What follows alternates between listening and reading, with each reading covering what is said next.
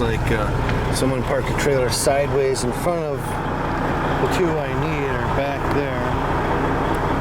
And this one here is parked right there and angled at that one and down that embankment. So I don't know if I can even, there's no way I can even back up to. Imagine that. Right when I mess the back at it, piss him off.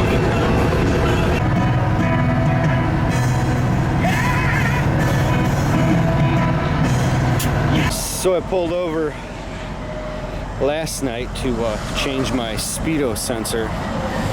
Pretty easy job, but as I was under the truck, that was a lot nicer. It's not wet like it is now. I noticed something was dangling.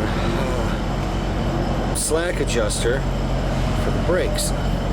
Stopped at the truck stop, and there's a Peterbilt dealer next door, so picked up a C-clip for it.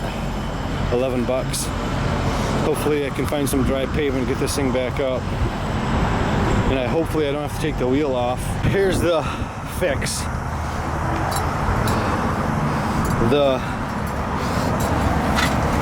This cam right here was popped out to about here, so the shaft wouldn't allow the slack adjuster to go on.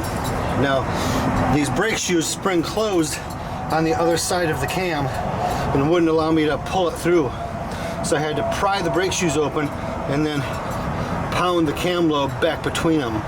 Now it's back where it should go, and you see the shaft there for the slack adjuster is sticking way back out.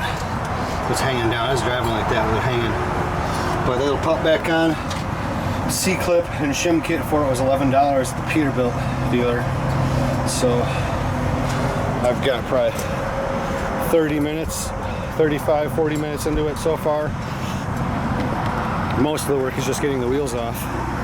I got a torque multiplier. Never leave home without one of them. Just stick it on there and you can twist them off with a ratchet.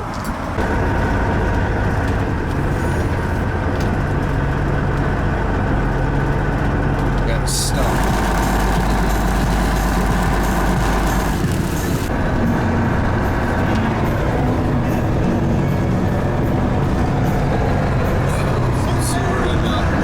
Northwest Texas, Seagraves, Texas. A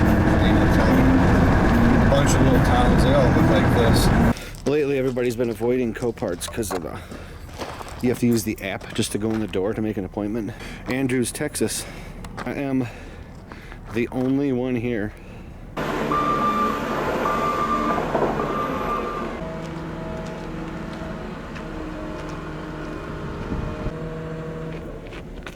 Small scratch in the front left fender.